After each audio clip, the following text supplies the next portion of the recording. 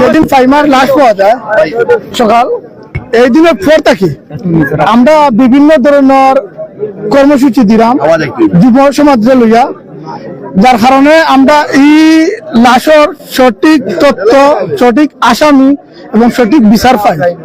তো আমরা যখন প্রথম দিন আমরা যুব সমাজ সন্ধ্যার দিকে বসছিলাম, বসার পরে এই দিনও ছিল এই খুনি জাকিরের ভাই জয়নাল আমাদের সাথে এই বৈঠকে।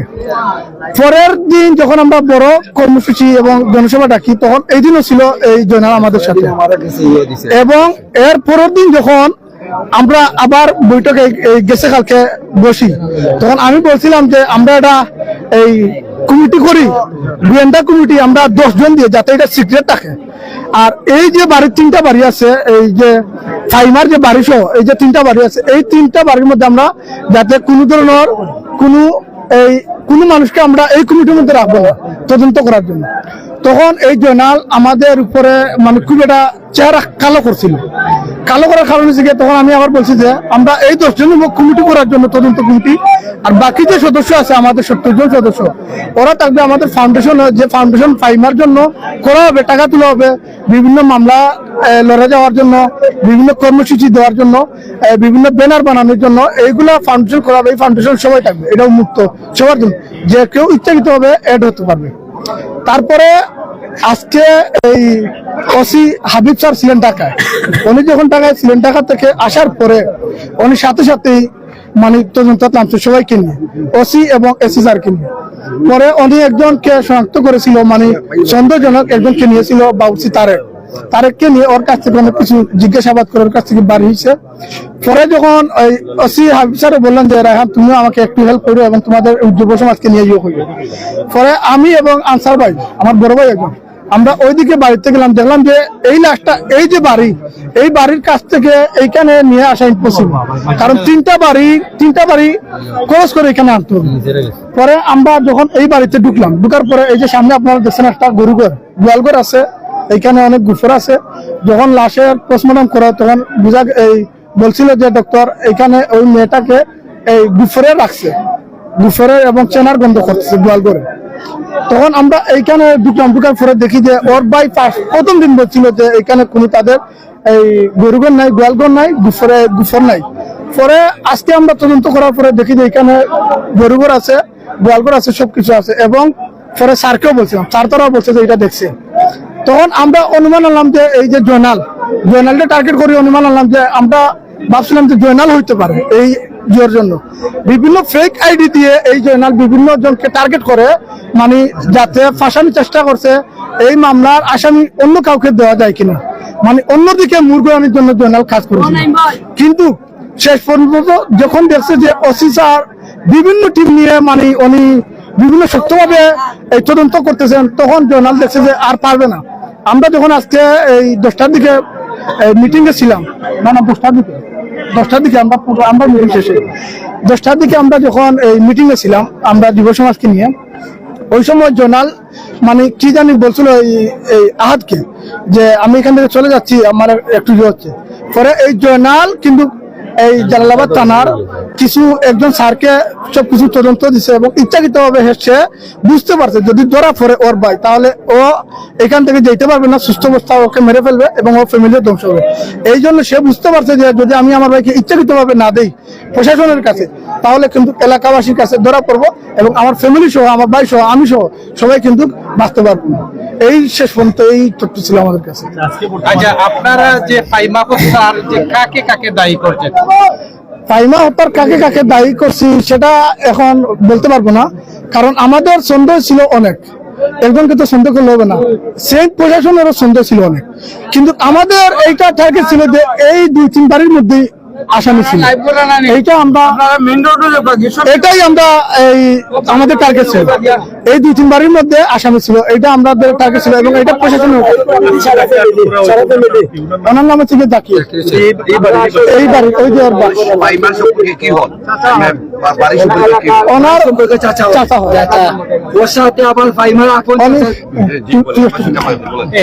আপনি আসসালামু আলাইকুম। দেশ ও প্রবাস থেকে যারা এই লাইভটি দেখতে পাচ্ছেন তাদের সবাইকে জানাই আমার অন্তঃস্থল থেকে আন্তরিক মুবারকবাদ। আমার ভিডিওটি লাইভ যারা করছেন তাদেরকে জানাই ধন্যবাদ। বিগত যেদিন ফাইমারে ওই যে ফাইমারের পর থেকে ওই জাকির প্লাস জয়নাল তাদের ফাইমার ফ্যামিলির সাথে সংক্ষিপ্ত আছিল, বুঝা গেছে না যে তারা কোন রকম কোনো কিছু করছে। এবং কি প্রথম দিন যখন আমরা তদন্ত চালাইছেন তদন্ত করার, তখন তার ঘরে গেছেন, তার মায়ের চোখ কালা করছে, মুখ কালা করছে, তার বইনি চোখ কালা করছে, তার বাপের চোখ কালা করছে, তারা ঘরে ঢুকতে দিছে না, অনেক পা তারা করছে না ঢুকার লাগে। পরে কইছে দিন গরিগণ নাই। পরে আমরা এটা নিয়ে মাথামাতি হয়েছে, তারা মানুষ নিয়ে দেখাইয়া হয়েছে যে তোমরা ঘরে গেলে পুলিশ তোমরা এখানে মুখ কালা করো, তোমরা এখানে মুখ কালা করে মানুষের লোক মাতো, তোমরা ঘর দেখতে চাও তোমরা দেখতে দিও। পরে তারা দেখতে ইচ্ছে না। ওই যে জয়নাল ভাই গতদিনের আগের দিন আমরা ফাইমার হত্যার ফাঁসির ওই যে হত্যাকারীর দেওয়ার লাগে আমরা ব্যানার বানানির ইয়ে করছি, ব্যানার বানানির লাগে আমরা যুব সমাজ মিলিয়া একটা টাকা পয়সা দিয়ে আয়োজন করছি। ও জয়নালে আমার কাছে 500 টাকা দিছে, দিয়া কইছে ধর আব্দুল আলিম তুই 500 টাকা নিয়া যত টাকা লাগে ব্যানার করি বাদে আমি দিব। ওই যে জয়নাল এই যে আসামি মেইন উত্তা যে গো, এর নাম হলো জাকির, তার বাবার নাম হলো তুতুমিয়া, তার মা বাদী, তার মা আমরা ছিল জেলায়, তার সব বড় ভাই নাম হলো গিয়া আজিজউদ্দিন, হে রিক্সা চালায়। 2 নম্বর ভাই নাম হলো হেওগান জায়গায় 1 নম্বর। 2 নম্বর ভাই নাম হলো জয়নাল, হেও মধুরি ইয়াবাকুর, ইয়াবার ডিলার ইয়াবার। একজনকে গ্রেফতার করা হয়েছে আজকে মেইন আসামি যে জাকির তারে গ্রেফতার করা হয়েছে। এরপরে আমি একটা কথা কইলাম, এখানে প্রশাসনিক গাফিলতি আছে, যেটা আমি আজকে দেখলাম ওসি স্যার আসলা দেখাত, আচ্ছা ঠিক আছে তাইনের দরকার তাই দেখাত আসলা, সেকেন্ড ওসি স্যার তাই ইয়ে করছেন, ওই যে তদন্ত অফিসার তাই কাজ করছেন, ভালো কাজ করছেন, আমরা তাদের কাজে সন্তুষ্ট। তবে এত বড় একটা কাহিনী আজকে যেহেতু আসামি পাইছে, আসামিরে মানুষ লিয়া গেছে কি পুলিশে লিয়া গেছে কি তানাত, যখন তানাত লিয়া গেছে কি তখন এত বড় একটা কাহিনী আসবে, তারপরে সেফটি দেওয়া দরকার আছে পুলিশের কোনো সেফটি না থাকার কারণে তার ঘর তাবাঙ্গা হয়েছে। আর যদি পুলিশের গাফিলতি না থাকতো, সেফটি থাকতো, তাহলে তার ঘর ভাঙ্গা হইল না। এখানে আমি মনে করলাম তার ঘর ভাঙ্গা ড্রাইভার করার কোনো পুলিশের কোনো পাতা জন্য না চলে, কারণ আমরা এলাকার মানুষ আবেগে আপ্লুত হয়ে প্রত্যেকটা মানুষের গুণ নাই, কামি নাই, গুণ নাই, মানে মানুষ একবারে পাগলের মতো ঘুরা খেয়ে মারছে এলাকা থেকে কোন মানুষ নাই। আমরা সবে আমি আপনাকে বলি, আপনারা একটা কথা চাষা মারতে পারে না, আমার চাষারে নিয়ে পায়ে তারা করা হয়েছে, অনেকে কইছে আমার চাষায় গুণ করছো, বাইমান আইছে 11টার সময় শরীরে বন্দিছে বাইমা চাষায় বন্দিয়া কইছে আর কি হই খুশি আইছে, আমার বলতে গেছে এ লোকে আছি এখনো লোকে, কিন্তু তার উপরে অনেক পায় তারা করছে তারা বাঁচানি লাগে, কিন্তু বাঁচে না, আল্লাহ তারে বাঁচাইয়া লড়াইছে। আমরা দেখছি আপনি অনেক কষ্ট করেছেন এই ভাইমার হত্যার বিষয় নিয়ে, অনেক দৌড়াদৌড়ি করেছে এলাকাবাসীর জন্য এই ভাইমা জেলা সঠিক বিচারটা পায়, এই জন্য অনেক দৌড়াদৌড়ি করেছে। আপনি বলেন আমি মিডিয়াকে বলতে চাই, যে আসামি শনাক্ত হয়েছে তার সম্পূর্ণ ইনফরমেশন আমি নিজে তার সম্পূর্ণ তথ্য দিছি, আমি নিজেই তদন্ত করে আসামি শনাক্ত করেছি, আর আমার শনাক্ত এই আসামি ধরা পড়েছে। এখন আমি প্রশাসনের সাথে কাজ করতেছি, ইনশাআল্লাহ সুষ্ঠু বিচার হবে, প্রশাসন সুষ্ঠু বিচার করবে, আমার দাবি ওর ফাঁসি হোক। নাম কি? ওর নাম হচ্ছে জাকির হোসেন, ওর বাবার বাড়ি ঘর কোন জায়গায়, বা উনি ভাইবার সম্পর্কে কি হন? নিহত ফাইজার সম্পর্কে চাচা লাগে, মানে পাশের বাড়ি, যে বাড়িতে লাশ পাওয়া গেছে এই জায়গাতে লাশ রাখা হয়েছে, এই লাশটার এই বাড়ির ছেড়েছে, বাবা মৃত তুতামিয়া। আচ্ছা, এখন আসামিটা পুলিশের কাছে আছে। তবে একটা কিন্তু মানে আমার মাইতে কাজ করতেছে না, এই আসামি আমার দায়িত্বে সন্ধ্যার পরে তার বড় ভাই নাম জয়নাল, সে আর আমি এই মানে জাকিরকে মানে থানায় হ্যান্ডওভার করছি।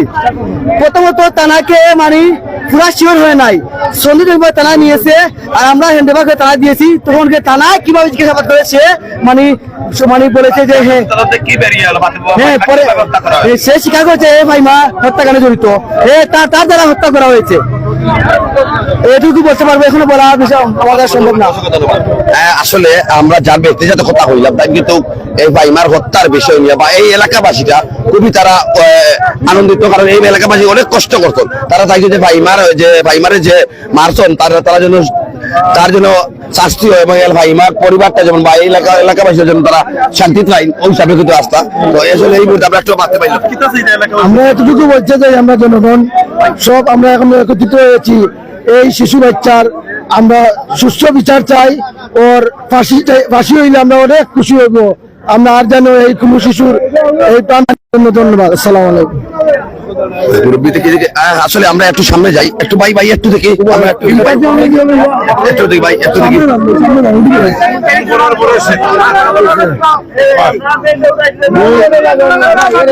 খুন করার পরে সে স্বীকারোক্তি আইছে যে একটা সুরকেশের ভিতরে বরিয়া এদিকে লাশ একদিন রাখছে তার খাটের নিচে, পরে যখন গন্ধ আইছে তখন নিয়ে রাখছে তার ওই তার পিছে নিয়ে রাখা, এখানে রাখার পরে সে ওই শিয়ালে যখন আইয়া দৌড়ছে তাইরে লাশের উপরে, তখন শিয়ালটা দৌড়াইছে।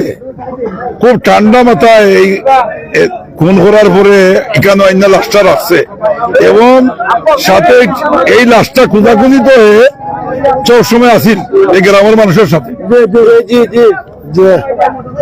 এখন এলে বুঝেন আপনারা যে কত খুন করার পরে সে লোকে সিএনজি চালায় আর ইয়াবা খায় এবং তার সাথে এখানে অসংখ্য ছেলেরা আছে তার সাথে জড়িত, ইয়াবা দেনে খায়। আমরা মনে করি যে আগামীতে এই ইয়াবার কারণেই এই হত্যাকাণ্ড তো ঘটিত। আমার 72 ঘন্টার আমরা আলটিমেটাম ছিল। আমরা আগামীকালকে আমাদের মিলাদ মাহফিল আছে, আসর নামাজ পড়ে আমরা আসর নামাজ পড়িয়া সোনাতলা বাজারে আমরা মিলাদ করবো, মিলাদ পড়ে আমরা সেখান থাকি বাকি কর্মসূচি ঘোষণা করব ইনশাল্লাহ। এবং আমরা মনে করি যে প্রশাসনে যে উদ্যোগ নিছে ইনশাল্লাহ এর দৃষ্টান্তমূলক শাস্তি আমরা দাবি করলাম, যাতে আর কোনো মায়ের এরকম কোন শিশু যেমন এই হত্যাকাণ্ড কিংবা এরকম শিকার না হয়। আর প্রশাসনের কাছে আমরা দূর দাবি জানাইলাম, বিশেষ করে এই ইয়াবাকুর যারা আছে, বাবা খায় গাঞ্জা খায়, এই যারা আছে এখান থেকে দ্রুত এরা সবাই গ্রেফতার করার জন্য আইনের আওতায় আনার জন্য। আর আমরা মনে করি আমরা আর যে আইন শৃঙ্খলা বাহিনী যে কাজটা করছে এখানে আমাদের পালাবসী এবং আমরা সোনাতলা বৃহত্তর অনেক মানুষ যেভাবে সহযোগিতা করছে এবং যেভাবে তারা এখানে উত্তেজিত হওয়ার কথা, কিন্তু আমি সবার কাছে আহ্বান জানাইব যে আমরা পুলিশে তার কাজ তার করে দেওয়ার জন্য আমরা তারা পুলিশের সহযোগিতা করতাম। সবার কাছে আমার এই উদ্যত আহ্বান জানিয়ে আমি আমার বক্তব্য শেষ করলাম। আসসালামু আলাইকুম।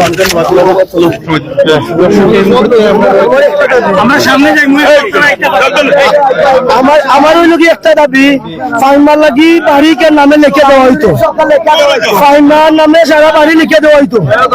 সালিশও থাকিয়া সালিশে তখন তারা বক্তব্য তো কইতেন চেয়ারম্যান আর সারা সবে সে ইচ্ছা দিলে আত্মসম্মান করে তারে ফাঁসি দেওয়াইব, সে ইচ্ছা সমর্থন আত্মসম্মান করে না কানাইয়া ধরে আমার গাঁর ইউনিয়নের চেয়ারম্যান হিসাবে গেছেন, তার ফ্যামিলি চেষ্টা করতেন বাঘরে দিবা।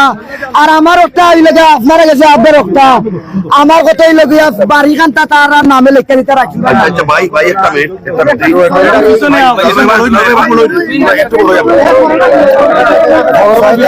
দুদিন থেকেই এই এলাকার অনেকের কাছে সন্দেহভাজন হিসাবে সে কিন্তু ধরা পড়ে। এরপর তার গতিবিধি এই এলাকার সবাই লক্ষ্য করছে এবং প্রশাসনকেও এই এলাকার মানুষ তথ্য দিয়ে সহযোগিতা করেছে। এরপর থেকে তার গতিবিধি সবকিছু পর্যবেক্ষণ করে অবশেষে আজকে তাকে হাতে নাতে ধরা হয়েছে।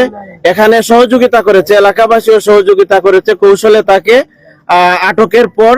এরপরে একটা ব্যাগ উদ্ধার করা হয়েছে, যে ব্যাগে ফাহিমাকে লুকিয়ে রাখা হয়েছিল এবং যে ব্যাগে ফাহিমাকে পেঁচিয়ে তার স্ত্রীর একটি ওড়না পেঁচিয়ে কিন্তু ওড়না পেঁচিয়ে তাকে রাখা হয়েছিল, সেই ওড়নাটাও বাদাঘাট এলাকা থেকে পুলিশ তাকে নিয়ে উদ্ধার করেছে, ঠেকারবাড়ি এলাকার থেকে। তো আমরা এই এলাকার মানুষ আসলে আজকে স্বস্তির নিঃশ্বাস ফেলছি। আমরা গত কয়েকদিন থেকে কারো ঘুম নাই, চোখে সবার পানি। এই এলাকায় এরকম নজিরবিহীন ঘটনা জীবনে কোনোদিন এই এলাকা না সিলেট অঞ্চলেও মানে এরকম ঘটনা ঘটে নাই। এটা আমাদেরকে অত্যন্ত ব্যথিত করেছে। আমরা এমন নরপিচাস কে হতে পারে তা তুলে ধরার জন্য, তা ধরিয়ে দেওয়ার জন্য এই এলাকার যুব সমাজ যে পরিশ্রম করেছে, যে কষ্ট করেছে, আমি তাদেরকে ধন্যবাদ জানাই। এবং এভাবেই যদি আমরা প্রত্যেক এলাকায় সোচ্চার হই, যুব সমাজ সচেতন হই, এলাকাবাসী সচেতন হই, তাহলে এরকম আমাদের ফাহিমার মতো, সকলের ফুলের মতো একটা নিষ্পাপ শিশু ফাহিমার মতো হয়তো কোনো শিশুকে, আমাদের কোনো সন্তানকে এভাবে আর জড়তে হবে না। আমি এলাকাবাসীকে ধন্যবাদ জানাই এবং প্রশাসনকেও। তারা, আমরা জানেন আপনারা, ফাহিমাকে যেদিন আমরা দাফন করি সেদিন রাতেই আমরা কিন্তু একটি প্রতিবাদ সভা করেছিলাম। সেখানে আমরা 72 ঘন্টার একটা আলটিমেটাম দিয়েছিলাম। আগামীকাল মঙ্গলবার সেই আলটিমেটাম শেষ হওয়ার পূর্বেই কিন্তু প্রশাসন ঘাতককে ধরতে সক্ষম হয়েছে।